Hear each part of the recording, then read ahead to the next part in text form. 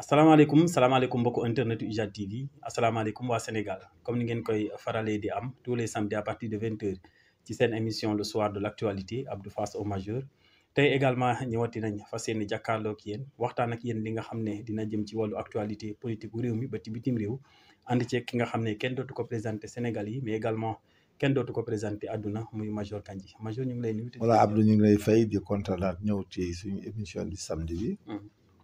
bon di nuyu ñëpp di ziare ñëpp et puis di profité di jaale suñu grand colonel Aliou Ndiaye de la police là bi nga xam ne il était la chargé de la communication de cette institution qui est décédé.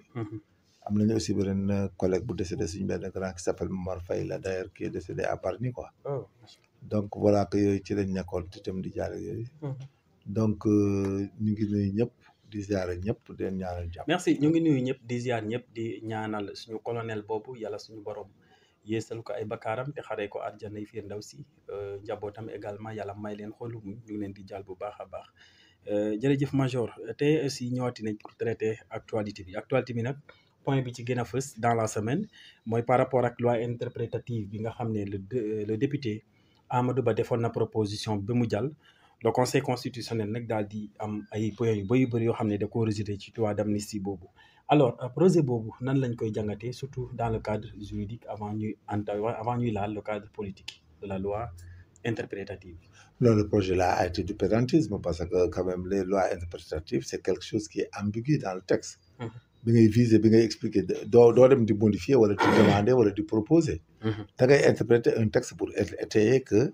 ça là devait être ça n'a pas été ça l'explication n'est pas bonne haute. moo tax ñu ne ko yow li ngay wax di ko bind tu veux modifier et c'est anticonstitutionnel. et que maintenant ñoom la théorie nouvelle là bi ñuy wax naan les crimes de sang et autres n'en faisaient pas partie donc c'était pas nécessaire de faire la loi interprétative. mais c'est insensé. Si tu acceptes et tu théorises que les crimes de sang les tortures ne peuvent pas être amnistiés dans le cas d'espèce pourquoi mettre en cause la loi d'amnistie. Il fallait pas mettre en cause la loi d'amnistie. pour nekk di jox ça fait un retard de développement social parce que ça perturbe l'ordre social. Les députés ont parlé pendant des jours. Des per diem ont été payés, du carburant a été dépensé, du courant a été consommé, du papier, c'est des temps de travail pour ne rien dire et ne rien faire. Pour se retrouver après ñu ne la loi interprétative était une tentative de modification de la loi. D'amnistie, ce qui n'est pas possible. Donc voilà que et après ils retournent que non, les juges ont bien dit que on peut poursuivre les crimes de sang et les tortures. Mais poursuivez ça. Mais loolu ça interpelle les droits humains. même débat bi nag fa lay gën a amee solo. waaw est-ce que effectivement par rapport ak interprétation bi ñuy jox la décision du conseil constitutionnel est-ce que je donne un exemple man Abdou Sarr bi nga xam ne justiciable la am naa ay gaañu wala yàqu-yàqu est-ce que effectivement mën naa saisir le juge pour ma am réparation wala. mais xam nga dañ la torture. torture cela veut dire que. dañ la jàpp yow légalement. torture la tu n'as pas provoqué. les blessures. les crimes de sang am na yoo xam ne accident la maintenant comme ni ko Abdou Nguer doon waxee gars yi di reetaan naan jàngul. mais am na ñu koy waxaat ñu ne mais bu Abdou Nguer jàngul même mi ngi bëgg a gën a ay waa juristes yi parce que yow boo nee xam nga le système des Nations Unies pour nga arriver à ce que ñu mën a poursuivre dans le système dans l'usage de la force. La force nécessaire et la force proportionnelle. Le système de l'usage des armes. dans les droits humains da ko expliquer. Il faut d'abord nga étayer que la force utilisée n'était pas proportionnelle et n'était pas nécessaire n'était pas proportionnelle. Comme ni ko Abdou Nguer waxee il faut nga dem ba ñi nga xam ne ñoo ko def nga wan leen ne li ngeen def tegu leen ko fenn c'était pas nécessaire c'était pas proportionnel. Donc c'est un long processus day am début. Parce que bu ñu ñëwaatee ci loolu la ñuy commencé waat. Parce que yow doo dem di tenter pour rey wala blesser un gendarme autre mu agir après nga ne après dañ la gaañ wala dañ la rey. Munoo dem aussi nga ñëw ci unité. nga xeex ak ñoom ñu duma la nga dañ ma torturer. ñu xeex ak yow ba gagné la. nga dañ ma torturer il faut ñu wane nañ la torturer pour extorcer des avoirs. Mais là-bas ça devient très compliqué parce que ñun Sénégal dafa am problème moo xam ne chaque jour maa ngi leen koy rappeler. La qualité des victimes. Qui les a amenés à manifester à être en ces lieux jusqu'à courir le risque chaque jour maa ngi leen koy évoquer. Mais est-ce que du état de droit lañ doon défendre. Non les mineurs ne peuvent pas justifier d'un état de droit. La loi les exclut de participer à tout ça et ne peuvent sous aucun prétexte participer parce que la loi dit que quand des mineurs viennent dans ta manifestation. mi ngi mel ni ñu doon def même sabar bu ñuy def ndaw rabbin ay wane ay awra wala dara. même si c'est autorisé tu dois pas laisser un mineur assister c'est la même chose. Ah, ok. Les mineurs ne peuvent pas assister et participer à des événements pareils. Là-bas, même si on dit les mineurs, on dit qui les a laissés venir. Qui a organisé la manifestation. Et voilà, maintenant, organisateur bi la war a nekk wala les parents qui doivent assurer la. Parents, c'est tu peux pas commettre un crime toi-même. Ton parent qui te laisse pas aller dans des manifestations, mais il y a des sëriñ daara et des instituteurs qui seront arrêtés corollairement après. Parce qu'il y a la plénitude de juridiction. Oui, tout à fait. Le jour que les gens là vont évoquer cela, mais ils vont après la mise en danger. Ok. Ah oui, mën nañ jàpp ku rey xale mineur bi de wala mineur bi ci dee mën nañ jéem a seet auteur ki ko rey nu mu ko reyee. Mais si mineur def ci dee par accident par nangam mais celui qui l'a laissé participer. ak comme daara yi nekkoon Touba ak Mbacké bàyyi ndongo daara 12 ans yi ñu dugg dëkk bi di toj. ku ci dee wala yooyu cas yi mel noonu. mais les marabouts là ils vont aller en prison pour mise en danger de mineur abus de faiblesse de mineur. li ma la wax nii y a ce qu'on appelle la pour ñu comprendre ñi may déglu. y a ce qu'on appelle la plénitude de juridiction. De juridiction oui. gis nga bis buñ fexee ba évoqué naan ñi ci dee ñi leen rey ak ñi leen nangam. Les gens vont demander qui les a laissés participer et qui les a laissés venir. Ok. ñu ne y avait victime qui s'appelle tant il était à l'école nangam ñu def enquête école bi qui les a fait sortir. ñu ne c'est notre professeur qui est allé participer il a dit que vous pouvez participer.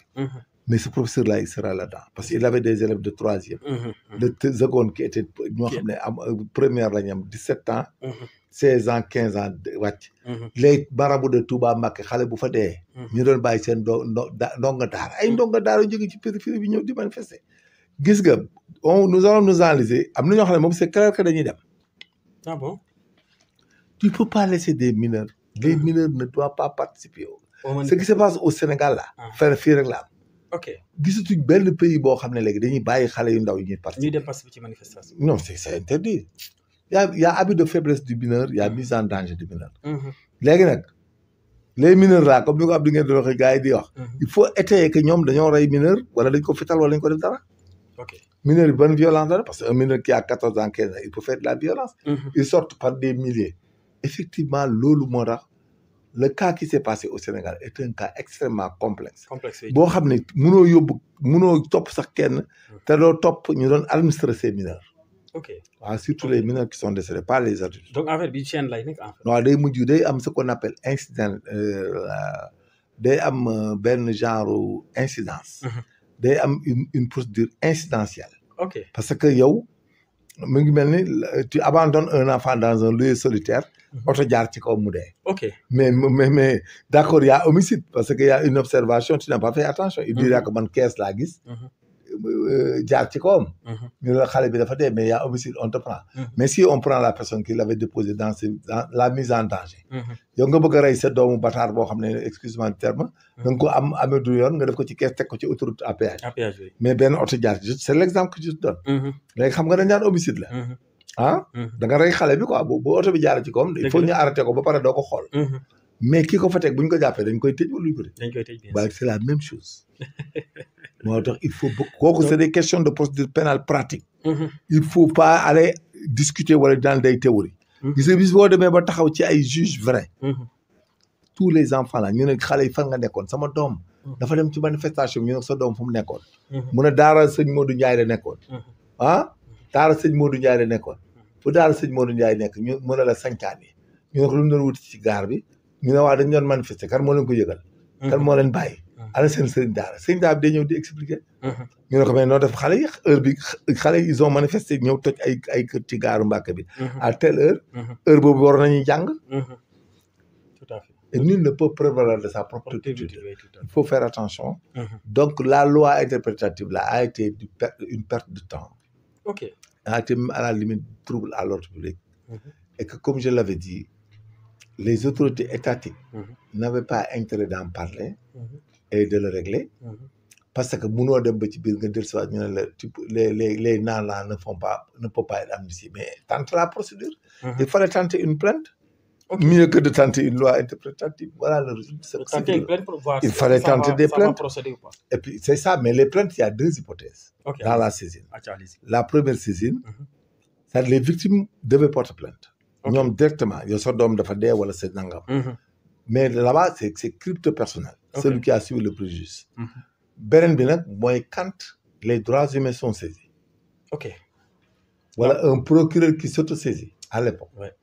waaw mais li ma gis ni ay gars yu bëgg a faire paraître nangam naan oui on a déposé mais le procureur il dira que vous n'avez pas le droit de déposer. Non, pas les plaintes. Non, de plaindre une plainte. Ok. Tu peux pas déposer une plainte.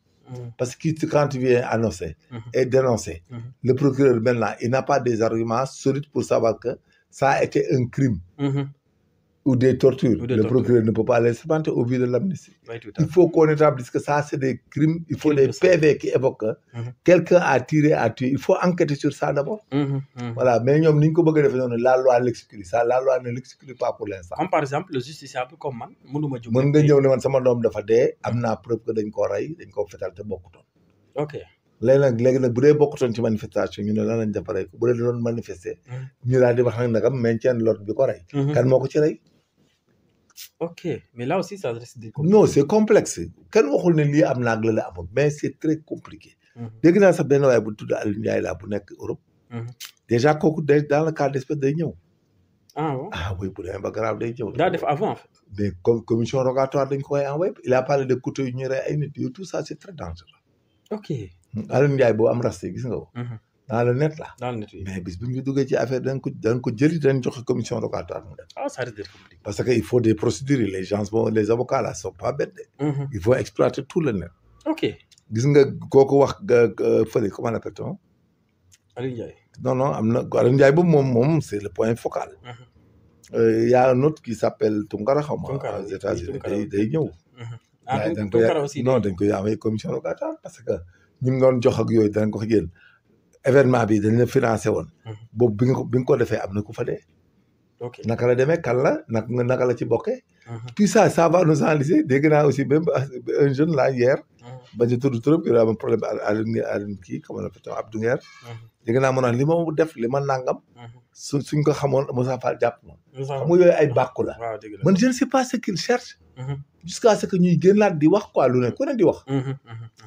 mais je conseille à ce que ce malheur là soit étouffé. étouffé. ñu dem ci leneen quoi. je veux qu'ils arrêtent ces histoires. de vouloir poursuivre Massamba ak Mademba. de tout classer. et de gouverner maintenant celui qui commet des infractions à pareil moment dans le cas du flagrant délit.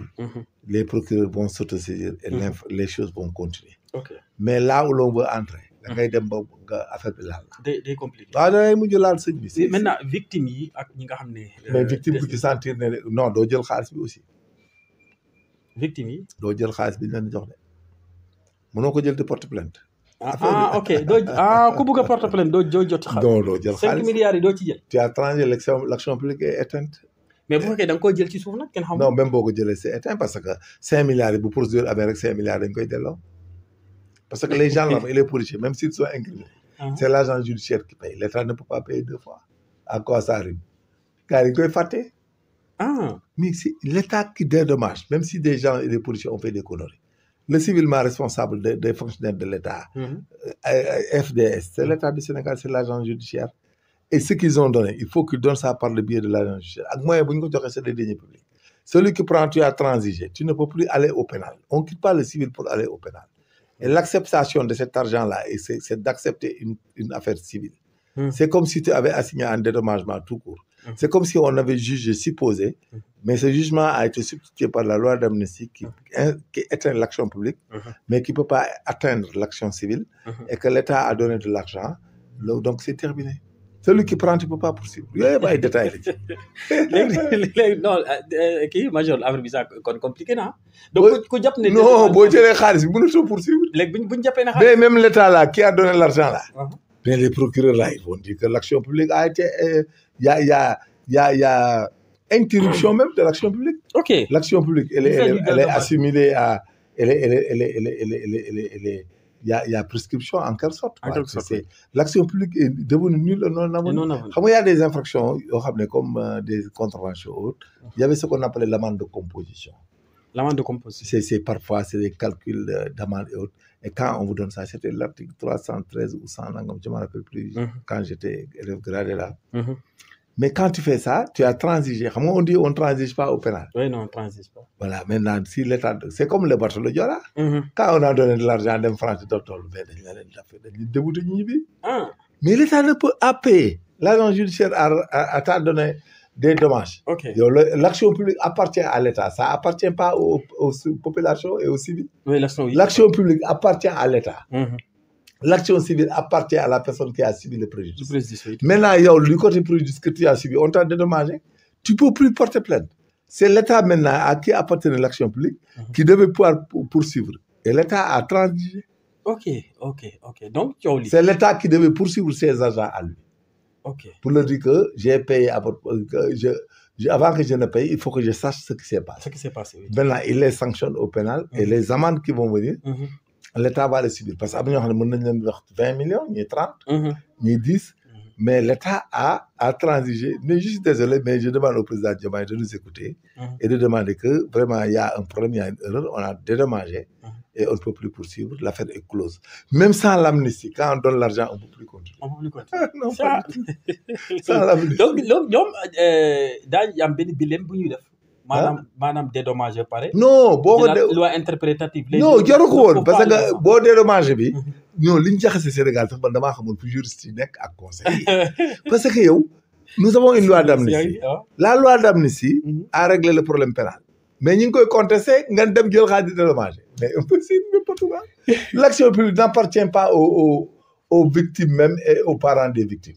Ok. Non, ils portent plainte avec caution de partie civile. Oui, c'est pour pouvoir avoir la réparation civile qui passe par le pénal.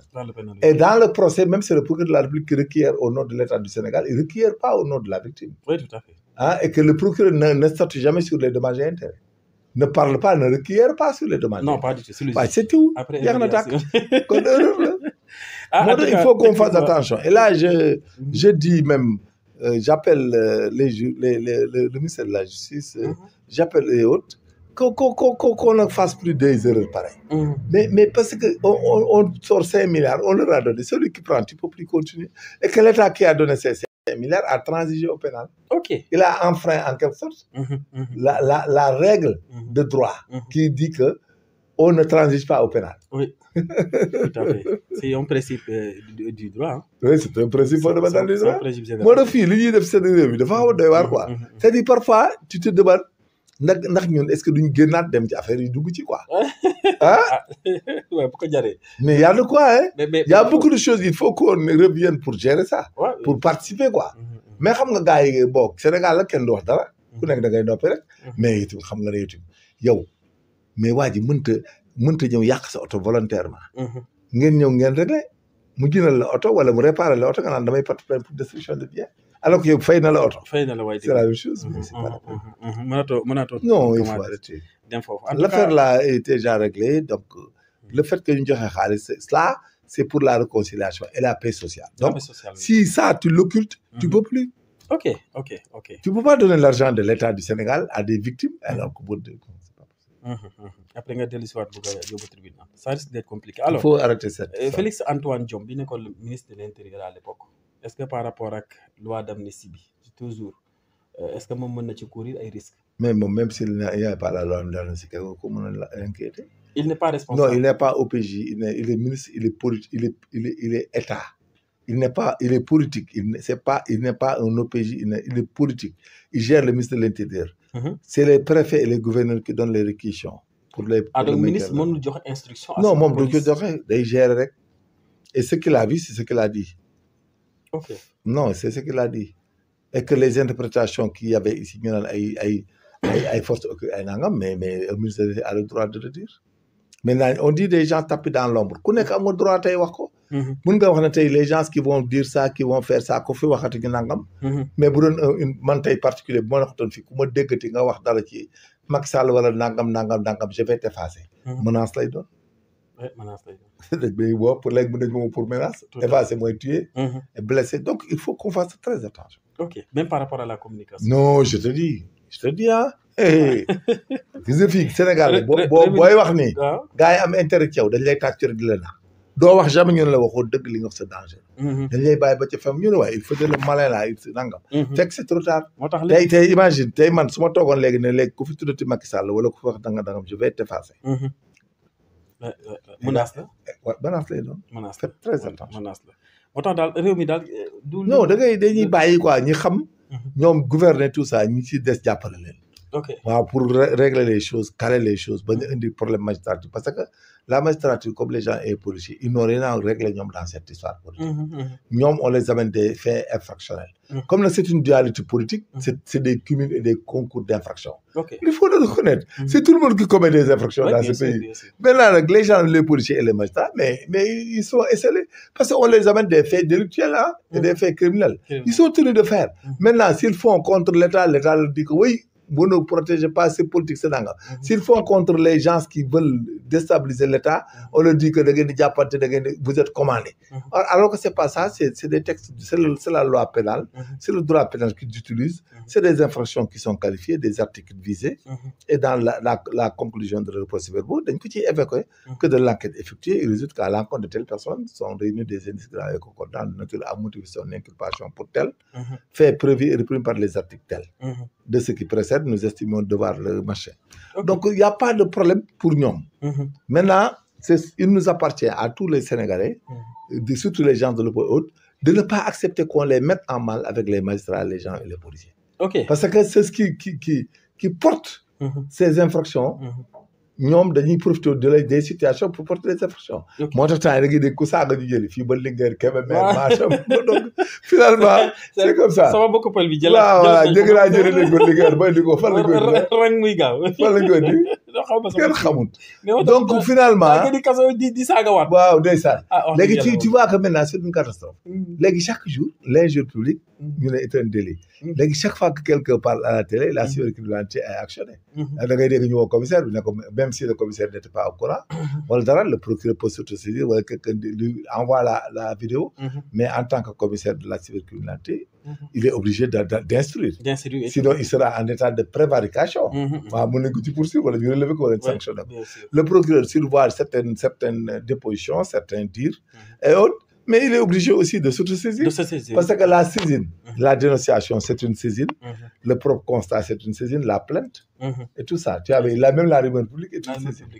Voilà, donc les procédures, il faut les comprendre. Il faut comprendre tout le monde et comprendre les procédures. Comme nous avons dit, bu njëkk quoi ñu naan way day jàppale Macky Sall nangam ñun fi ñu nekkoon lañ nekk ñoom ñoo nekkul fi ñu nekkoon ñoom mooy ñu nekk même au pouvoir ñun fa nekkoon lañ nekk.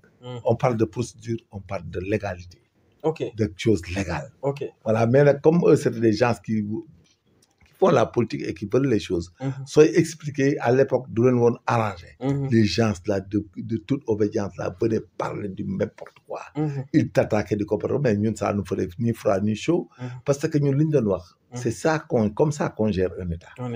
Actuellement, s'ils continuent sans nous, mais un jour, ils verront les conséquences. Ok, nous les rend. Ok. Non, parce que xam-xam dafa baax ci réew. oui bien sûr. waaw xam-xam moo koy yor. waaw xam-xam mooy yor réew. te am na moment yoo xam ne am na ñoo xam ne bu ñuy boobaa bu ñu jógee wala di def li ñuy def wala di révolter wala di rebeller wu. wala def ay violences énormes. c'est nous qui pourrons encore revenir et leur parler il dit que major waxoon na ko daaw jéeg. waxoon na ko 2021 22 23. te wax na ko. donc ci beneen sens bi les gens vont se calmer. waaw parce que da ngay wax mais ñoom mënatuñoo convaincre nit. et que li ma doon bañ mu doon dal régime Macky Sall ak yooyu. li ñu doon def ñoom contre ñun moom leen ñuy def. moom la gars yi di def nii. ok amul différence. waaw amul différence pas différence la am li ñuy def gars yi ñu leen di jàpp. ñoom moom lañ leen def ñu leen di jàpp. c'est-à-dire il faut être que gis nga affaire politique yi. boo defal ba gagné rek noppi. ok fexeel ba gagné la comme gagné nga gaañ. yow assaiниral. xale yi li ñuy wax daan assainir dox sa dox. waaw daal di gouverner noppi parce que xam nga chaque jour soo deful attention rek. dañuy dem ba le pays sera ingouvernable. entre nous parce que les magistrats et les policiers là gis nga boo demee. les magistrats sont esselés. bilaay boo demee ay pôle financier yëpp ci. dañuy sonn mais yow ba 28 heures da ngay entendre. loolu dafa mën a continuer yàqum xaalis bu dul jeex daa ngi wax lépp arrêté question économique la.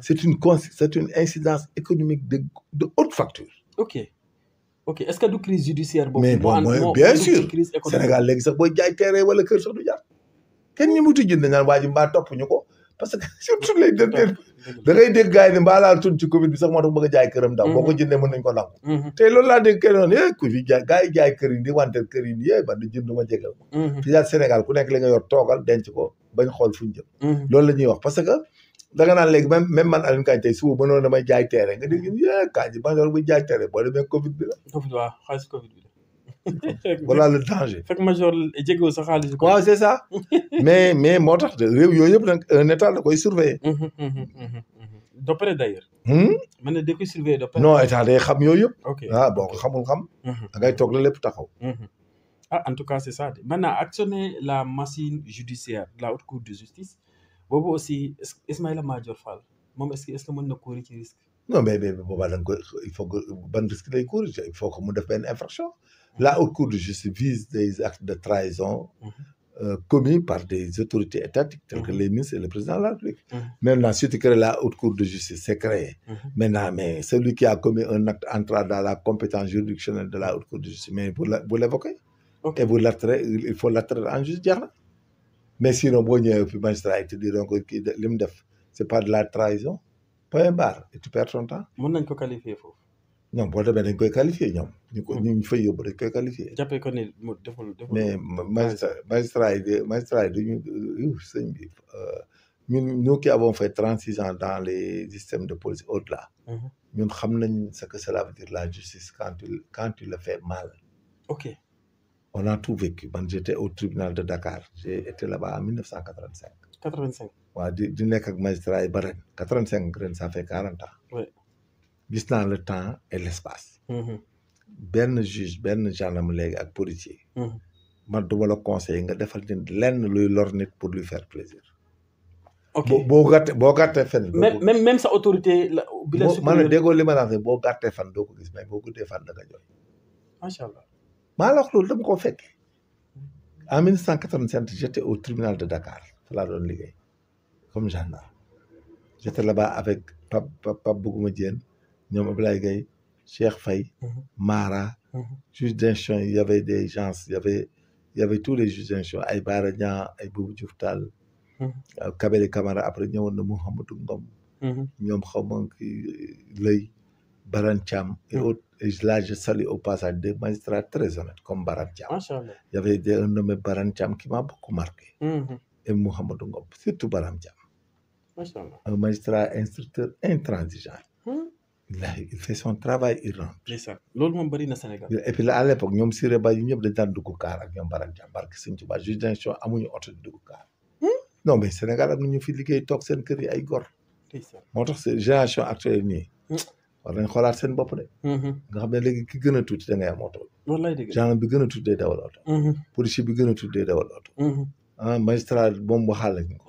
Des juges d'instruction qui prenaient des véhicules. ñoom Pape Omar Sakho dañ daan jugé ba pare procureur de la République monté audience. wàcc dugg kaar. so track Siré Ba dañ daan taxaw mu dugg kaar nga taxaw mu taxaw bu ñuy dem audience bu paree ñibbi.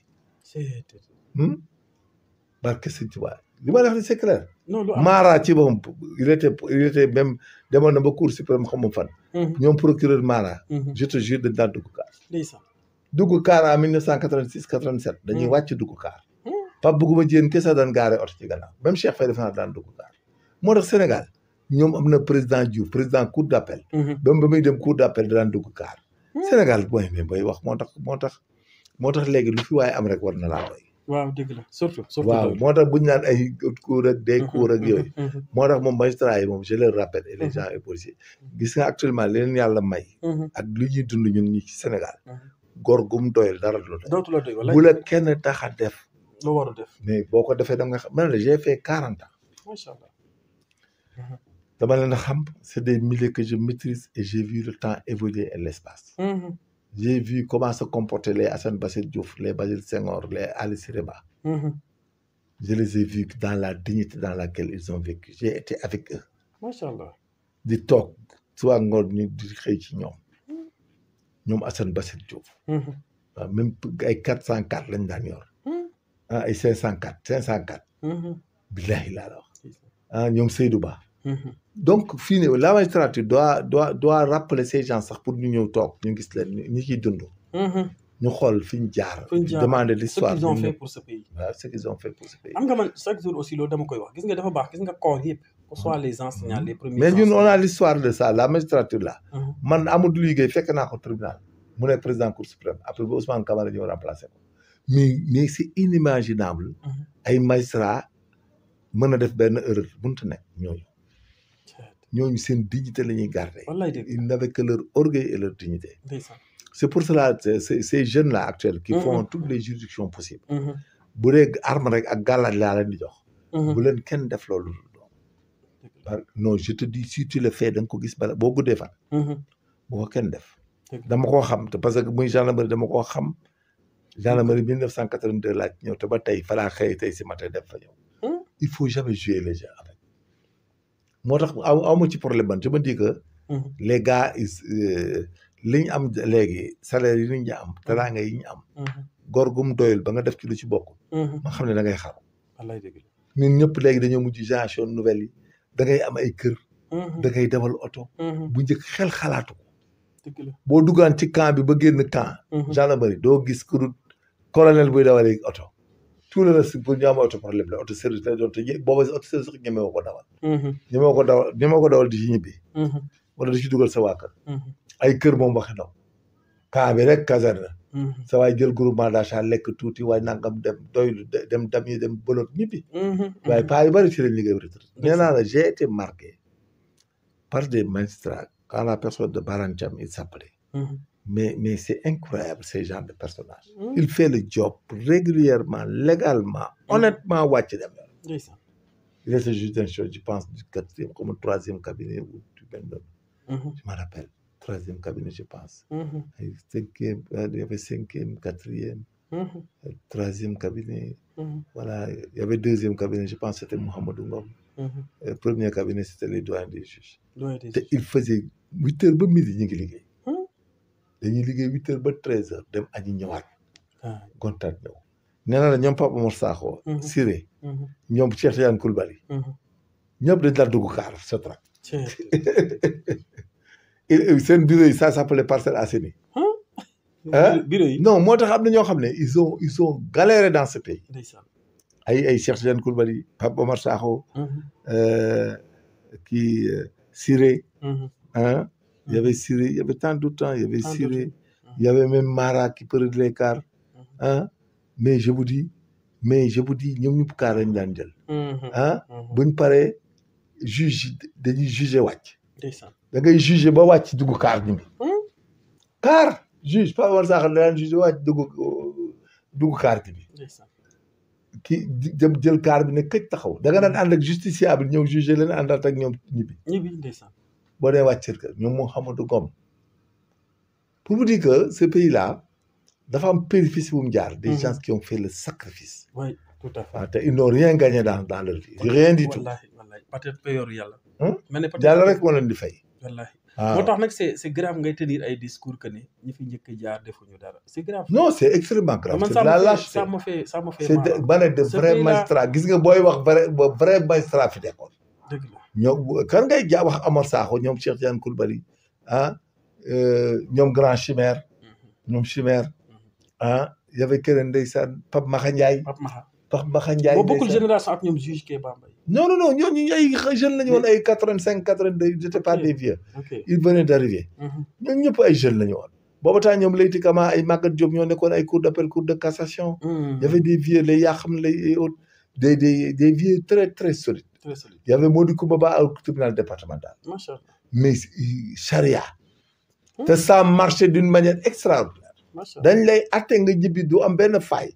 ma ne ñoom Ali Siré Ba ñoom Ali Siré Ba le vieux. c'est lui qui avait libéré Ablaye Wade. bi ko Diouf tëjee. biñ ko doon jéem a tëj à l'époque da ko libéré. ok dafa ne deful dara effectivement il n'avait rien fait ay affaire la woon circulation bi noonu. pour vous montrer. les péripéties où ce pays est passé. donc tey chacun peut parler.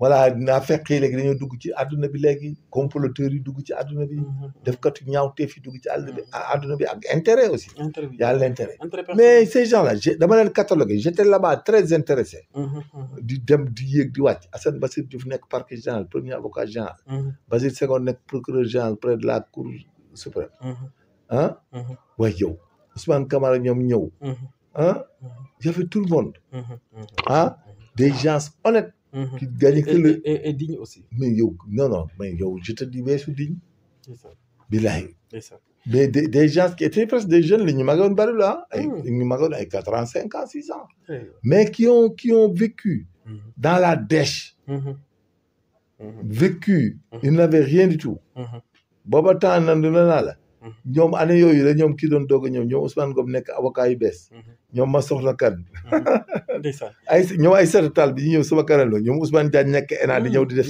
stage ay Ousmane di ñëw ni naan 86 87 di jógee kii di jógee ENA avec kii Ndiaye Diakhaté ñoom ñëpp groupe boobu yëpp di ñëw ndeysaan di jógee état di doog a ñëw ENA di ñëw stage di ñëw en information immersion di ñibbiwaat ah muy des gens qui ont vécu qui prenaient les cars rapides Sotrac il était digne et fier mais digne et fier amul lu ñuy xool kenn doo ci gis sax ku mën a am costume bu normal Mara dugg nañ kaar ba tay taxaw te ñooñu ñoo mujj nekk ay cour suprême tey daa nga demoon ci fin ba nekk foofu ñooñu lu ñu am ci seen liggéey dañ ko mérité te dana barkeel dana lew donc loolu c'est des leçons que les gens doivent prendre au Sénégal il faut jamais un juge il faut jamais que kenn de la emporter ñun Pape Omar Sakho ñeme woon di ko dicté Pape Omar Sakho kenn ñeme wut a taxaw di ko wax defal ba lii ay Omar Sakho maaraak yooyu xel xalaat ko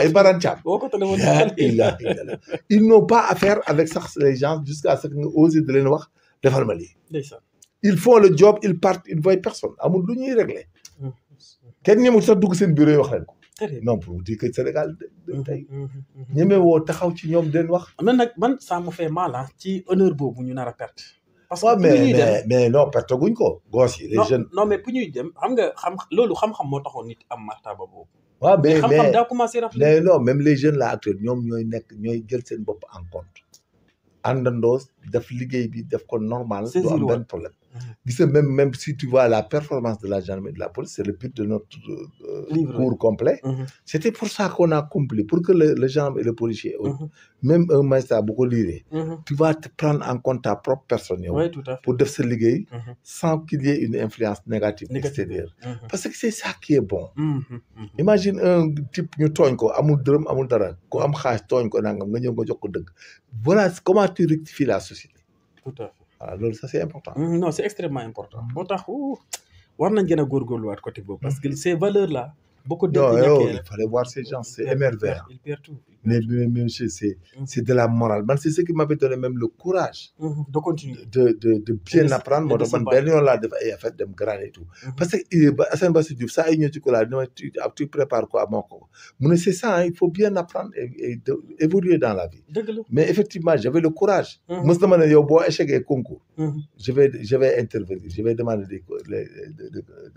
je vais interpeller Waly Faye la moi pour vous dire comment j'étais assuré damay toog sama chaise bi xëy fa 7 heures yéeg 7 heures et demie balaa may trañe fi ma toog du ma fa jógee ba pause bi jot 13 heures ñoom dañuy wàcc midi à l'époque dañaa wàcc midi amul lu ko buñu demaatee ngoon bu ma ñëwee fa laay toog ba mu wàcc même buy wàcc 21 heures du ma dem fa laay toog di jàng 21 heures ma ñibbi sama kër su madame amee lu mu togg mburu am nangam lu manqué sax doo ko mën a lijjanti waaye di vivre dans des conditions difficiles mais tey la vie yàlla mooy fay gis nga quand tu fais les choses bien tu peux ne rien gagner dans la carrière mais tu pourras gagner ta vie après la carrière mais yàlla moo lay topp voilà donc loolu il faut gars yi di ko gëm mais liggéey ñëpp lépp loo def si doomu aadama yi da nga koy gagner après waaw da nga koy gagner c'est pas il faut pas avoir peur dans la vie parce que quand tu as peur mooy tax ngay def ay dérives voilà tu vas essayer de tirer des profits illicites qui vont pas aller loin tout à fait il faut pas di soxore aussi nit di ko labajak di ko yàqal di ko def quoi que ce soit il faut jamais le faire parce que nit mën nga ko aider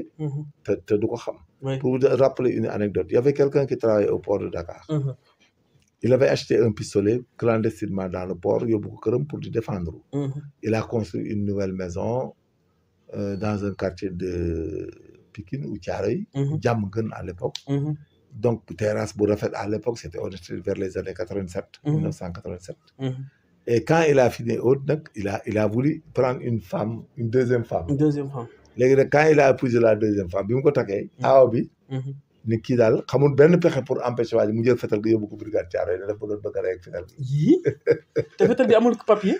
amul kayit. léegi ay nit a ndaw jàpp ko.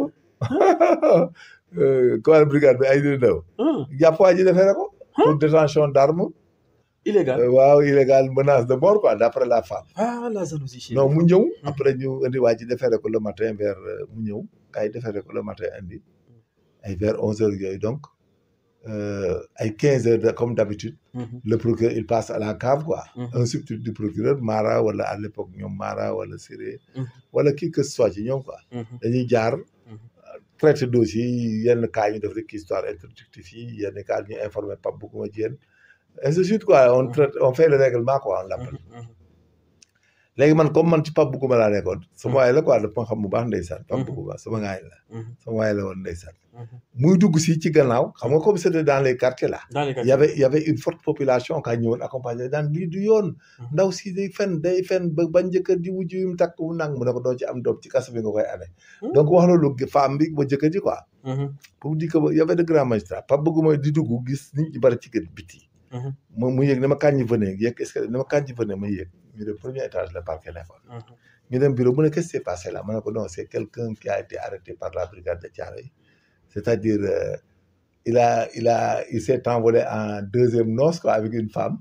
donc son épouse a pris l'arme qu'il avait acheté au port clandestinement pour son autodéfense et qu'il avait amené à la maison mais comme il s'est marié nouvellement la femme a amené l'arme à Thiaroye quoi pour le dénoncer quoi mu ne ah bon mais les femmes so mu ne ah bon c'est vrai ma ne ko c'est vrai mu ne ma allez à la cave tu demandes à Bekay man jëm à la cave il y avait un gendarme qui s'appelle Bekay Diop quoi il est décédé mu ñëw ne Bekay père nee na ngeen jox ko le PV du gars qu'on a déféré de Thiaroye pour l'arme là effectivement ba yëg xam nga bon les PV dafa am ay rubrique quoi transport constatation yooyu ak yooyu avant constaté ceci gars père lii rek gis te en effet c'était vrai mu ne classement sans suite waaw confiscation de l'arme classement sans suite mu jeex noonu la procureur waa ji génn ñu bi ci saasi te waa ji ba tey xamul ne maa ko génne kaso bu deewut xëy na boo ko déggoon ci mën na xam mën na ko xam on sait jamais mais maa Pape Bougouma man la ko jox def classement confiscation de l'arme classement sans suite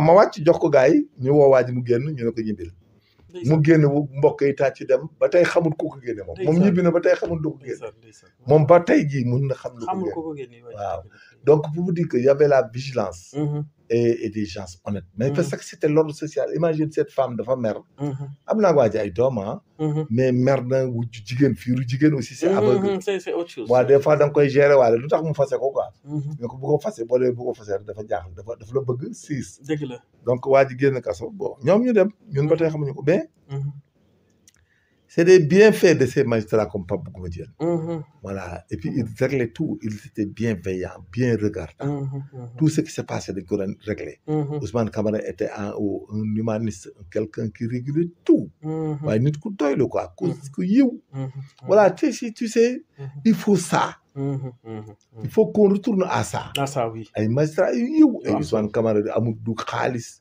du intérêt recevoir nit ñi sëriñ si dañuy ñëw mu recevoir leen ñëpp ñëw marabu yi ñëw mu recevoir leen militaire dañuy ñëw mu recevoir leen comme gis da lay nuyu da lay sargal am yitte am tout il faisait pas peur à personne voilà et puis il protégeait tout le monde nga xam ne ku ñëw foofu doo am benn problème bu dee am nga benn problème dañ lay aider soo defee loo war sa def nag dañ lay jàpp voilà et puis magistrats yi étaient des magistrats tellement libres moo tax bu ñu naan indépendant mais l'indépendance si vous la voulez prenez-la mais comme l'avait dit le général de Gaulle mais c'est la vérité les magistrats avec qui on était mais ñoom Pape Omar Sakho ñoom Cheikh Tidiane Coulibaly mais c'était des magistrats libres daal des jeunes libres waxu indépendance sax non ñoom ils n'en avaient pas besoin kenn leen tudd il faut leur job ils rentrent ils étaient débonnaires seen yoon nekku ci et puis ils n'étaient pas dans le matérialisme ni dans quoi que ce soit dañuy wàcc dem seen yoon dugg kaar Sotrac ñi bi ñëw toog seen bureau yoo xam ne bureau yu ndaw la mais léegi non mais ils ont été tout le temps libres si on parle maintenant de non libre de nangam c'est maintenant de la justice et tout mais maintenant c'est maintenant Quand on parle de cela, mais ça n'existait pas. Hein. Ça n'existait pas. Tout marchait. Bon, il y avait la cour d'appel qui était là-bas, le tribunal du travail avec Mamadou Diouf. Il y avait le tribunal départemental avec Modou Koubaba. Il y avait le parquet avec Pape Bougouma Diène, Ablaye Gaye, qui Cheikh Faye, Mara. Bon, ñoom Siré ñoo ñu nekk fa ak kii ak Cheikh Tidiane ñoom Koulibaly ak Siré Ba. Presque bari ñoo na ils étaient non pas nombreux. Bon ak Abdou Karim amoon na beneen ndeysaan nga ma koy gëj a gis Abdou Karim nan Diop nangam ndeysaan Chimère ñoom Chimère ndeysaan ak kii ñoom ñëpp. Donc voilà que il y avait Seydou Ba de l'autre côté. Hein? Il y avait un autre Diouf là qui était au parquet général. Donc il y avait tout. Donc voilà qu'il n'y avait jamais eu de problème. Ces magistrats n'ont jamais souffert de ça. Donc ils ont jugé, il n'y avait pas de polémique, il n'y avait pas de contestation, il n'y avait rien. Les gens venaient, on les jugeait. Audience de 23 heures, il n'y avait pas de problème, on jugeait tout le monde, on réglait tout le monde. Et ça allait, ça marchait. Les juges faisaient leur job dans des conditions draconiennes. Il n'y avait pas de luxe, il n'y avait même pas de sécurité. Ok. waaye dañuy toog fenêtre bi sax ci gannaaw la nekk. ci mbedd bi la nekk bu nit yoroon pistolet sax mën na jaar ci kaw. moo tax bu ma gisee situation bi actuellement ñuy wax. ma ne sant yàlla quoi. Voilà donc ces magistrats ont été libres. Ils s'étaient auto-adjugés leur propre liberté. Et ils s'étaient auto-attribués leur propre dignité. Mais quand même ñoom ils n'étaient pas dans l'opulence, dans le profit. ñoom ils étaient des magistrats et magistrats tout court. dañu def seen job wàcc dem seen. Voilà. La vie continue quoi. Voilà. En tout cas hommage à eux mais également bon courage aux magistrats qui sont là actuellement. C'est ça loolu la am na si ñoo xam ne sax doomu magistrat lañ donc moi je les exhorte à faire comme leur père comme Chimère. ak ñooñu de continuer. et de ramener les choses. de nous ramener tous à l'orthodoxie. Parce que nous sommes dans des mondes boo xam ne les vicissitudes de la vie actuelle. font que la démagogie domine la rigueur et tout quoi. Mais néanmoins, on peut rester comme ça, zen, et ne jamais faire du mal à un citoyen sénégalais. Surtout. Parce que c'est important quoi. Non, c'est extrêmement important. C'est très important. Un homme, c'est bon, c'est extrêmement important dans la vie sociale. Alors, et les crimes et les tortures, Yohan Branco et c'est Maître Yohan Branco, de sortie du Cour pénale internationale. Mais il n'a qu'à aller faire la saisine. La Cour pénale internationale a des rubriques, a des choses. Nous ne sommes pas en guerre asymétrique et nous ne sommes pas dans une rébellion où il y a des exécutions sommaires. Nous étions au maintien de l'ordre. La Cour pénale internationale, quand tu fais la saisine, elle va regarder d'abord les circonstances dans lesquelles il y a mort d'homme. Ils vont demander tous les procès-verbaux, regarder les autopsies, regarder s'il y a cas de torture, extorsion d'aveugle, comme on l'appelle, et que le régime juridique de l'événement qui a provoqué l'incident de par lequel on a parlé de violence injustifiée haute yëpp da koy xool su ko xoolee nag après moom ci lay déclarer compétente moom ci waxam. Mais sinon il y a rien c'est le droit commun local qui le juge. Qui le juge, oui, tout à fait. Maintenant si c'est déclaré même si un gendarme a blessé quelqu'un même tué quelqu'un mais c'est pas de la compétence de la Cour pénale. La Cour pénale c'est des abus yoo xam ne c'est des abus à des fins par exemple politiques. Ici c'est pas politique. C'est des événements, c'est des manifestations tout court. Quand tu tues quelqu'un parce que tu tues un opposant politique qui n'a rien fait, nga dem rey ko. Yooyu la ñuy wax ay Cour pénale. Mais des gens qui manifestent avec toute la violence, il y a des vidéos et tout, mais quand tu parles de la Cour pénale, tu dis mais règle ça en interne. La juridiction pénale n'est pas compétente en la matière. Parce qu'il y a la turpitude, nul ne peut prévoir la turpitude. Quand on brûle les terres, là, on gâche tout dans un pays, mais quand tu demandes de Cour pénale, il vous dira que d'abord, il faut justifier que ce que vous avez fait est légal. Il faut que les actes et les violences posées par les supposés être victimes de cette violence, il faut que ça soit justifié, que ça soit pas du pénal aussi. Voilà, il faut faire attention. Voilà. Branco, il fait de l'activisme il est tympanisé. Et ben, si j'étais les gars là, d'autres finaux. Si j'étais le régime actuel, nous sommes désolés, monsieur. Nous vous remercions et nous vous recommandons de laisser tomber. Oui, mais tout le long du combat de Sonko. Non, tous les avocats du monde cherchent profit sur le plan personnalité, sur le plan publicité et autres. Mais il arrive à des moments que quand vous êtes autorité légitime et autres, et au vu du discours que nous avons tenu contre la France et autres, il ne faut pas qu'ils viennent nous tenir le crachoir. Lan la mën a yàq par rapport à la diplomatie. Non non ëllëg si biir day yàq diplomatie sax. Sénégal France. non du yàq Sénégal France day gën a aggraver peut-être les relations avec la France. Parce que quand il vient il fait de l'activisme, il dit un branco ne devait pas venir à l'Assemblée nationale. Parce qu'on n'était pas dans un prétoire, on n'était pas dans un tribunal haut. Ok. C'est ça. Okay. C'est de l'ingérence. Il ne devait pas être là-bas. Il ne devait pas assister au débat public de l'Assemblée. Il n'est pas sénégalais et que nous n'étions pas dans une audience juridictionnelle pénale ou civile. On était en train de voter nos lois hautes. Un étranger, celui qui n'est pas sénégalais, à part un journaliste, seul un journaliste étranger avait la possibilité d'être là-bas. La qualité d'avocat lui interdit d'être présent dans cette salle. Ok, donc il ne doit pas aller à l'Assemblée nationale. Ah bon, en tout cas, Demna, film de Ninak, par rapport au crime et torture, mon wax. Waaw day wax rek. Bu leen dugalee di dugal bu yàggee. ñun bu ñu enlisé. D'autres vont prendre des avocats français. On aura de la dualité entre le barreau français et entre eux, le barreau sénégalais et entre eux, et nous finirons par être la risée de l'Afrique et du monde. Ok. Parce que dañu dira que ñi nekk li ñuy wax yëpp c'est des pays de d'illégalistes. C'est un pays de vagabonds. Loolu la ñuy mujj tuddee. Parce que mënuñ ci nekk depuis 2021 tey. Nous avons intérêt à étouffer cette histoire. Okay. De dualité politique là. On arrête tout et on gouverne. Même s'il le faut, on interdit la politique au Sénégal pendant 2 ans. Man, j'aurais proposé j'ai voulu faire même une proposition de loi dont l'intitulé est vacances démocratiques. Jusqu'en décembre, vacances démocratiques, jusqu'en décembre 2027. Kenn du fi amati droit wax affaire politique. Doo tudd opposant, doo tudd dara. L'État du Sénégal gouverne et s'arrime à la gouvernance, ne dit rien et aucun de leurs militants n'ose pas ñeneen noonu. Il faut qu'on fasse la vacance démocratique jusqu'en décembre 2027. Comme ça, 2028, nous préparer ñëpp nag ku nekk gën def sa propagande, def say affaire. Février 2029, ñu voter. Il faut qu'on fasse... Non, 2026, pas 2027, ce sont les élections locales. Mais d'accord, ñu dem vacance démocratique, bu élection locale yi jotee ñun 3 mois doy la. Le fait de confectionner, de changer des choses et autres, après on ferme. Parce que loolu moom je dis à qui veut l'entendre. Gis nga Sénégal nii ci yoon yu mu jàll nii di dem. Dañ dem ñu xool buñ ñu déglu. Buñ ñu déglu nañ dem. En tout cas ce serait mieux parce que fi mu ne nii tool bi. Non, il faut une vacance démocratique. ku fi yéeg amatul ku ñuy loppatoo ci quoi que ce soit. Même les histoires de poursuite là, les juridictions n'ont qu'à le faire. Benn politique, même le premier ministre et autres, kenn dootul wax sax ci affaire finance ay affaire rapport, rien du tout, c'est interdit pour tout le monde.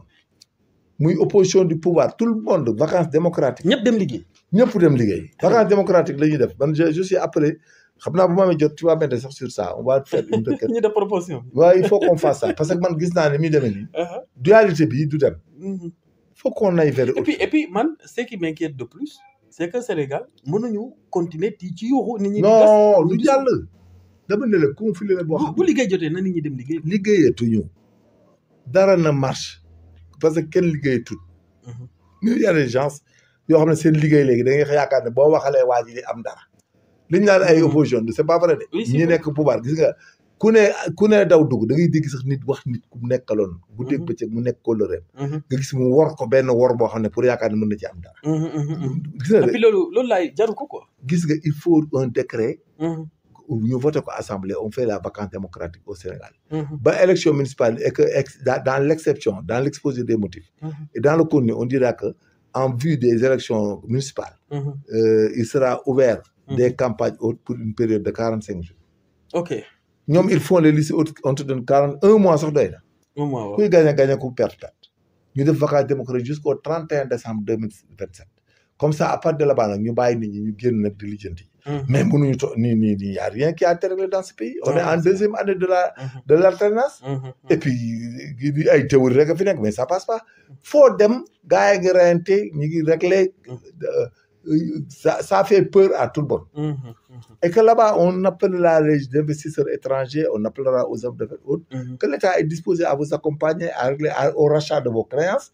Et puis faire de sorte que les banques, même si l'État n'a pas l'argent intégralement pour payer les créances dues par l'État, l'État va faire une garantie souveraine au niveau des banques afin que celles-ci puissent racheter les créances.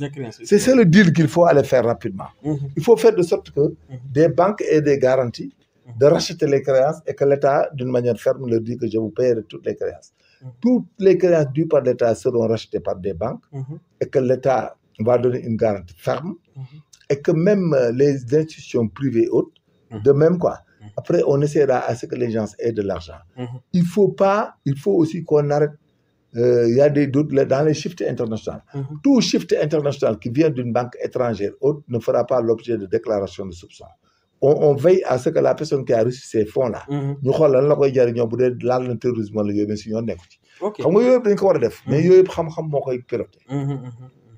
Moom laa lay wax il faut qu'on aille en vacances démocratiques. Ah, en tout cas, c'est... On libère tous ceux qui ont été arrêtés pour des affaires politiques, on les libère et on fait la vacance démocratique. Les sites, les télés autres n'ont plus rien à expliquer sur une opposition sur l'État. L'État fait des conseils des ministres et fait les communiqués de conseil des ministres. Les ministres, dans leurs activités autres, quand ils partent quelque part, ils font des discours et point final. Mais des radios, des télévisions... Comme le proposé état nga bind ko yóbbu. Mais des télévisions yoo xam ne presque nekk fii ñu critiquer l'opposition. Imagine une télé qui s'adjuge à critiquer l'opposition, tout simplement. Loolu yooyu da ngay envenimer des gens qui n'ont ñi ngi wax ñoom amuñu background, amuñu benn qualification, amuñu dara wax def bari. C'est la fenêtre pour des gens pour survivre. Loolu la ñuy bañ. Il faut faire la vacance démocratique et interdire à toutes les personnes, à toutes les télés et tous les supports de communication de parler de politique et de parler de parler de quelqu'un et de l'opposition. TikTok nag ñu ci dugg ku ci wax la ci waroon ñu jàpp la. Mais il faut qu'on fasse une proposition et puis il faut m'aider sur ça. Je ferai une proposition de loi pour une vacance démocratique. Man kay proposition loi pour nit ñi noppi dem liggéey. Non mooy vacance démocratique. Je suis partant kay. Man kay dañ ko defar. Parce que Sénégal en fait yàgg naa ko yuuxu politique moom moo yàq Sénégal. On ne peut pas passer tout notre temps à faire bu set ay gars yu tekkiwul dara nekk ci net nekk nangam di wax ay nit loo xam ne tegoo ko fenn. di yàq wala waaye yow waxuma dara mais di nekk daan kii ba mu defee nii ba mu nekk da ngay dem sax léegi ku sa mais c'est du n'importe quoi.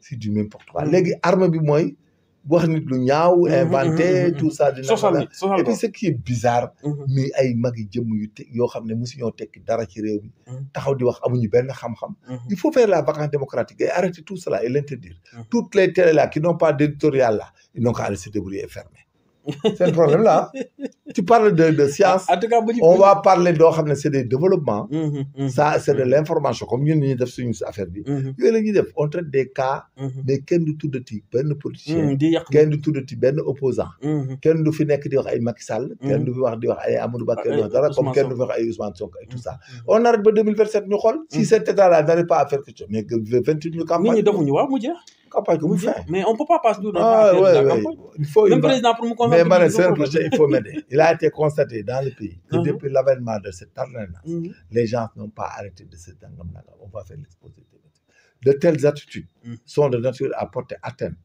à la crédibilité du pays à la confiance que nous devons servir aux investisseurs privés à la considération nangam en conséquence nous demandons une loi portant vacances démocratiques. Qu'est-ce que c'est qu'une vacance démocratique? Ñu édifier ko et puis on fait la loi on arrête on interdit tout télé bu wax benn support télé wala kenn ci ñoom ñooñu muy pouvoir wala dara seen gars yi di génn di wax wala keneen ko génn di wax ñu fermer si site bi nga nekk et puis tu as failli à la aux clauses de la vacance démocratique mais ñu door la benn 3 mois nga noppalu ko boo paree bu génnaate ñu xool il faut qu'on fasse ça parce que on en a marre de cette situation surtout on en a marre et puis la situation continue d'empirer donc il faut une vacance il faut les Sénégalais il faut une vacance démocratique pour qu'on les télés là qui n'ont pas d'éditorial outre que de parler de politique d'opposer ay nangam toutes ces télés et sites là seront fermés wallaay tout à fait ñoom ñu wuti leneen lu ñu liggéey bàyyi nit ñi xam dañuy waxi leneen di yàq ma dégg jaru ko de moom alors jàll ci dialogue national bi nga xam ne ñëpp a ngi koy ruumandaat di wax diggante Macky Sall ak Diomaye dialogue daf ci war a am bu ko defee rek buy opposition muy parti au pouvoir ñëpp xam ne Sénégal ñoo ko moom ci ñoo ko bokk ñoo ko war a andi dem liggéey loolu lan nga ci xalaat est-ce que dialogue sax mais kooku c'est de remettre et de restituer à Macky Sall sa personnalité et ses attributions et ses attributs parce que en tant que pays démocratique alternance démocratique la ñu am un président dit qu'il ne se présente pas il a fait son mandat ces 2 mandats bu jeex mu organiser ay élection gagné là en France. et ailleurs même su ñuy def dara day nekk loo xam ne lu taxaw la lu normal la. tax ñu poursuivre ko. mais doo jël la personnalité de Macky Sall un président comme Macky Sall nga gis des journalistes véreux. des gens yu tekkiwul dara nekk ci ay télé di ko tudd guddeeg bëccëg teew nga nekk président boo muusee doo ko nangu. ñun dans notre éducation militaire. dans nos systèmes armés. yow ñeme woo dem ci général Martin Faye. mu di la dégg di la gis yow nga nekk gendarme. nga taxaw fa di wax yenn wax yi Moussa Fall. parce que gendarme ñeme ko wax devant son chef. ce qui se passe dans ce pays c'est comme ça. président Diomaye ci moom mooy jël responsabilité c'est un président de la République. lépp lu mu nangu ñu def ko Macky Sall dañ ko koy defal la. waaw loolu moom c'est waaw moom mooy jël responsabilité nee na nag d'ores et déjà il a été constaté que le président depuis le départ du président Macky Sall. beaucoup de gens beaucoup d'encre nangam expliquer en conséquence c'est un président de la République. qui a fait son mandat légalement et nangam et toute parole et tout outrage le concernant est répréhensible. Et en conséquence, nous invitons aux Sénégalais de considérer le président Macky Sall comme président de la République honoraire du Sénégal et lui accorder toute la déférence que sa personnalité et ce qui interpelle ou demande. léegi nag moom ci suuf. moom nag léegi mooy recevoir président Macky Sall bu ko neexee. wala bu voyager fekk ko fa mu nekk ñu wax y a le téléphone et tout ñu lijjanti. un état du loo lijjanti ak looy def teg ko ci taabal ji.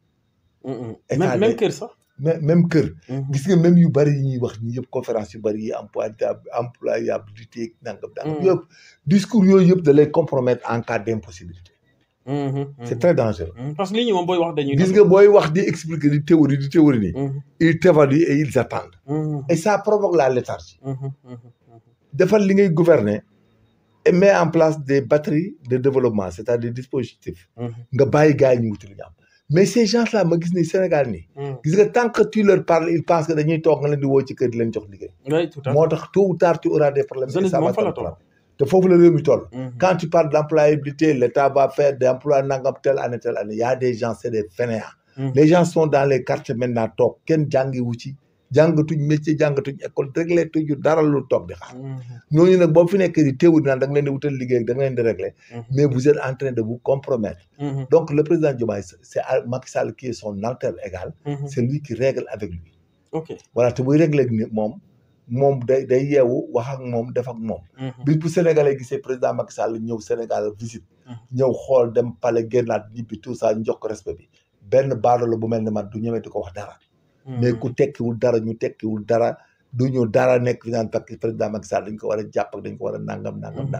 mais yooyu c'est de l'outrage. c'est de l'outrage à président de la République. à l'occasion de l'exercice de ses fonctions. c'est de l'offense à président de la République à l'occasion de l'exercice de ses fonctions. et c'est l'infraction là qui protège le président de la République. protège à l'occasion le président Macky Sall. toute personne ku fi génn wax lu moo tax wax nangam war nañ ko jàpp. du yoon nit ku tekkiwul dara koo xam ne waaye yow mais c'est du n'importe quoi. nekk di wax rek bëgg lu ñu am rek mais nag kenn du ci jëlee lu la barkeel. gis nga ñi di wax ci réew mi yëpp di wax lu bon ak di wax loo xam ne du dëgg di wax lu leen neex. kenn du ci tekki man maa la ko wax fii. parce que Sëñ Tuubaa ma ne kenn du ci jëlee loo jariñoo wala nga tekki. wala loo wërsëgoo ça ne se passera pas te li may wax nañ ko xool dans 5 ans. même yaakaar ne Macky Sall ci ngay jaar wala di wax nit ñi lu bon wala def pexe pour tekki. liggéeyoo jàngoo defoo dara nga da ngay tekki. on verra. qui va payer les pots cassés. voilà mais c'est ce qui parle rek. mais Diomaye moo koy bañ. c'est le président Diomaye qui dit que c'est un président de la République il faut arrêter la récréation est terminée. celui qui pille par voie de presse wala dara. tu attaques Macky Sall tu l'outrages wala tu lui dis des coups on t'a procureur lay woo téye la. et puis loolu arrêté parce que président bu ñëw bu demee loolu lañ la. Sénégalais yoo xam tekki wuñ dara biñ jàngee ils n'ont même pas pu assumer leur curriculum pour tekki di liggéey dans la fonction publique wala nekk magistrat wala avocat wala dara. ils ne peuvent rien faire ils ont été dans les facs ay nullards. taxaw ñu dàq leen bu ñu jàng xamuñ ci dara. amuñu xam-xam bi mënuñoo convaincre kenn. taxaw di wax rek ñenn ñi demuñu fenn. journalistes yoo xam ne ce sont pas des journalistes c'est des animateurs de télé du n'importe quoi. bëri na fi moom des animateurs côté média. mais même loolu sax dañoo war a tere ñu nekk ci média yi di ko utiliser. dañ ko war a réglementer. oui bien sûr. mais ñuy se permettre ba président Macky Sall di ko manquer de respect di wax du n'importe quoi mais yow loolu un président man du ma ko nangu boo ko defee par les voies de presse on t'entend. dañ lay auditionner. dañ lay woo ne la li nga président Macky foo ko teg. mais yow c'est clair. léegi dialogue bi ci suuf lañ ko war a def. wala non dialogue Macky Sall kooku Diomaye na ko réglé ak bopp Macky Sall.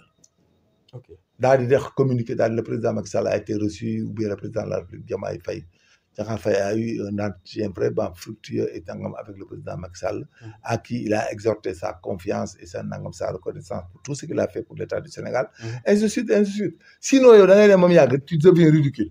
Je te donne un exemple. Sojib. Mais on a chanté les éloges des infrastructures gérées par la Sojib. Pour dire que c'est des infrastructures de dernière nangam. Ce qui permet au Sénégal d'avoir l'élevage, par exemple, de recevoir les Jeux Olympiques. Mais finalement, on est où? On est dans quoi? Mais il faut qu'on soit réaliste. Mais pourtant, l'État du Sénégal actuel n'a pas encore posé une brique là-bas. Il faut bien une brique. Mais quoi, qu'il faut défendre. Mais pourtant, les gens, avant, ils critiquaient cela. Oui, mais Macky, l'autre là, Dambodj, Assal. Mais c'est formidable. mais ça devient contradictoire à tous les discours qui ont été élus. Mais il a extrêmement salué. Il a magnifié d'une manière extraordinaire ce qui se passe là-bas. Voilà, donc voilà que un État, c'est comme ça. Finalement, tout nous rattrape. Tout va nous rattraper. Même l'État nous réflexionné. Mais c'est l'État sortant qui l'a réflexionné. Mais le jour qu'on a dégagé les gens... Waaw, mais bi dégagé alentour yi. Mais gars yi man fa laa dëkk ci koñ bi. Mais ku nekk yaa ngi mer ba ko la romb guddi sax mën nga ko rey. Mais voilà le résultat. Pourtant, c'est normal qu'on ne peut pas valider les Jeux Olympiques au vu... Donc le fait que ñu quitté foofu nit ñi, c'est normal. C'est normal, mais foofu kan moo fa ñemee yóbbu waa comité olympique naan damay organiser Jeux Olympiques fii avec ces gars-là. Mais ils vont retirer... Ils vont retirer l'organisation. Ils vont retirer. C'est bien fait. Ils n'ont qu'à sortir de là-bas. Ils n'ont qu'à aller chercher ailleurs. Mais s'ils pensent que nous étions des patriotes, pour rester là-bas, ça ne passe pas. Le port, même, c'est le cas. Hein. Il y a des gens qui disent que oui, ils sont patriotes. C'est pas vrai. Ils ont lu des choses des gens, ils n'ont pas payé. Donc, ils ont été expulsés. C'est ça qui est bon. Il faut mettre le pays à l'orthodoxie. À l'orthodoxie, tout à fait. C'est ça qui est normal. En tout cas, c'est la réalité. Hein. L'État aussi, c'est l'État. Donc, c'est ça. Le bâton de l'État, même comment ça perd. Non, ça devient autre chose. Quoi. En tout cas, content de te bu baax a baax. dañ koy yemale fii rek c'est vrai que l'actualité bi xaw na taamir. dafa bari dégg naa yu bari ñuy wax ci télé yi naan fii nangam ay ordonnances ay non-lieu n'importe quoi là. Mais convocation de Mansour Faye par la Cour de justice aussi. di ñaa koy waaw mais on attend qu'il soit convoqué. Parce qu'ils savent se défendre. Xam nga que Cour de justice bi, il y a deux hypothèses. Il y a la compétence déjà en la matière. Li ngay évoquer, il faut mu leer. Compétence matérielle. Waaw léegi nga xam ne li ngay évoquer leer na. Léegi nag ils partent dans le fond si c'est pas fondé aussi.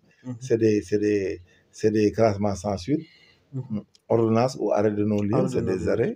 Après, c'est des arrêts d'acquittement. Donc, le système judiciaire du Sénégal est bien huilé. Il ne faut pas que les gens interprètent mal les termes. C'est quand il y a une loi d'amnistie au Sénégal, au niveau du juge d'instruction, c'est des ordonnances de non-lieu suite à amnistie, à la loi d'amnistie en date de tel. C'est le terme. Okay. C'est un juge d'instruction, il donne des ordonnances. Voilà. Oui, tout à fait. Mais de fait, tous ceux qui ont été en instruction pour des infractions visées par la loi d'amnistie bénéficient de ce qu'on appelle une ordonnance de non-lieu, vu l'amnistie, quoi. Et provoquant ainsi l'extinction de l'action, pas la prescription, l'extinction. L'action plus qu'éteinte. Maintenant, ceux qui ont été en phase de jugement, dont les jugements étaient renvoyés ou ils faisaient l'objet de pourvoi en cassation ou d'appel, maintenant les juges vont déclarer l'action publique éteinte suite à la loi d'amnistie en date, numéro tant en date. C'est comme ça. Parce que la loi d'amnistie, quand elle agit pour les infractions comprises dans le temps et dans l'espace, édictées dans l'amnistie. Donc le parquet n'a plus de problème parce que le parquet connaît systématiquement des faits en 24 heures, 48 heures pour les enrôler en flagrant délit ou bien à les amener en instruction. Donc il y a un problème amnistie, mais c'est les juges d'instruction comme les juges au siège qui font ça, voire le parquet général. Dans les cas de cour d'appel, qui sont pendantes au niveau du parquet, de la cour d'appel. Et ailleurs, les parquets peuvent les parquets de deuxième degré. C'est les parquets d'appel, quoi. Voilà, de pourvoi en cassation de juridiction de voie de recours extraordinaire. Peuvent dire qu'on classe ensuite l'affaire et les juges peuvent dire aussi nous déclarons l'action publique éteinte pour cause d'amnistie. Donc, dès que tes gars, quoi, mais c'est tout le monde, tout ce qui était en instruction là, bénéficie de cette ordonnance, quoi, supposée. C'est une ordonnance de fait pour tout le monde. C'est systématique. Que tu aies l'ordonnance ou pas, tu peux aller demander. Ok. Tu peux dire au juge, je veux une ordonnance de non-lieu au vu de l'amnistie. Ils n'ont qu'à aller demander des ordonnances de non-lieu pour se prémunir. Tout ce qui était en instruction et qui vont bénéficier de la loi, c'est important de dire ça. Hein? Oui, tout ce qui était en instruction. Man ñëpp ñi nga xamoon dañoo nekkoon instruction. Oui. te loi d'amnistie bi génne leen kaso. ñoom mën nañ dem ci juge bi lañ yoroon instruction mu defal leen ordonnance de non-lieu pour cause d'amnistie. oui ñu téye ordonnance ñu téye ko jeex na. jarul di wax naan waa ji dafa yow c'est pas la peine. parce que de fait c'est des non-lieux. L'action publique est éteinte. Pour non-lieu pour extinction de l'action publique ci bind. bokkut ak non-lieu bi nga xam ne les faits ne sont pas avérés. Avérés, oui. Oui, les preuves ne sont pas saisies. Mais le juge il le motive, il dit ordonnance de non-lieu pour cause d'extinction par amnistie. Amnistie, oui, tout à fait. Voilà, da koy bind. bokkut ak mu ne les faits ne sont pas fondés, n'existent pas ou bien étaient en légitime ou les modes de preuve ne sont pas. Voilà, mais tel que soit, le juge d'instruction il donne ce qu'on appelle une ordonnance de non-lieu. Motivé. Ben, c'est tout. Si vous êtes en direction de jugement, le juge déclare l'action publique éteinte. Mais c'est pas de la prescription. La prescription, c'est des délais prévus par la loi en ce qui concerne la classification juridique des infractions. En contravention, en délit et en crime. Avec des délais. Il y a la prescription de l'action publique, mais aussi il y a la prescription de la peine. Voilà, donc c'est ça. Donc voilà que tout est bien organisé. Mais j'ai attendu, rien de fait, Sénégal, quoi. Dès que ces gars, ça va, ordonnance de non-lieu. Bon, tout le monde n'a qu'à aller chercher. Major Kandji dit que vous tous, vous allez devant les juges d'instruction. Je vais vous aider, ben, consultant. Dem leen ci juge d'instruction il le donne enquête yéen ñëpp ngeen dem jox leen seen ordonnance de non-lieu ngeen téye. C'est comme ça loolu yéen ñëpp am ngeen ko de fait. Maintenant da ngeen dem jëli papier bi. Voilà la loi d'amnistie vous donne droit à une ordonnance de non-lieu. Yéen ñëpp sax daw leen wuti ko gaaw téye ko dégg ngeen. moo gën a wóor quoi. am na solo mais yow aussi. xam naa gars yi bu ñu feesee tribunal juge. Non il le faut nag non ils vont partir demander ça. parce que xam nga Sénégal dafa am ay interprétation yoo xam ne. C'est des interprétations yoo xam ne nous sommes plus capables de les négliger. Ñun aussi en tant qu'instructeur et autres. je dis que à tous ceux qui ont été arrêtés et le dossier pendant devant un juge d'instruction. Maintenant comme il en est ainsi. allez-y chercher. Une ordonnance de non-lieu pour amnistie et extinction de la voie de la comme ça ëllëg il y aura le principe de non-activité de la loi pénale qu'il faut accepter. Dans 5 cas bu ñu bëggee indiwaat beneen benn jege ngeen ne ko bàcc table ci ne les choses ont été prescrites ont été éteintes par amnistie de l'autorité légitime d'alors. Donc sa valeur ça rend l'acte licite et conforme et ça crée ça vous donne des avantages. Et maintenant telle que soit l'interprétation, sauf qu'il soit que la poursuite ne résulte des crimes et délits connus par la CPI ou le TPI, quoi. Donc vous serez protégé définitivement et qu'il y aura la paix pour tout le monde. Donc avec sa xel daal. Mais actuellement nii ñëppay wuti kay. moo gën a wóor. parce que interprétation baaxul. day yàq. Voilà, tout le monde allait bien le juge d'instruction a le droit de donner une ordonnance de non-lieu comme il l'a fait et qu'il peut le faire pour vous tous. Allez-y demander, on va vous donner. Voilà, c'est la logique, c'est ce qu'on appelle une ordonnance de non-lieu pour cause d'amnistie. Day wax des ordonnances de non-lieu pour extinction de l'action publique. Pour cause d'amnistie. Maintenant, il va viser l'article, il va viser le décret. De loi portant loi d'amnistie. dafay viser ci ordonnance bi.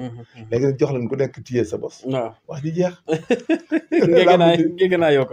lamb bu tëj. Voilà comme ça yow les SAR là yi nga xam ne ils sont les conseillers cachés de Pastef là ils vont il faut vous faire la vidéo comme ça bu ma leen ko joxee samedi prochain lundi ngeen xëy. waaw tout à fait. ngeen dem nga ne major Kandji a dit que ñun ñëpp dañuy jël seen ordonnance waaw dama jël seen ordonnance topp.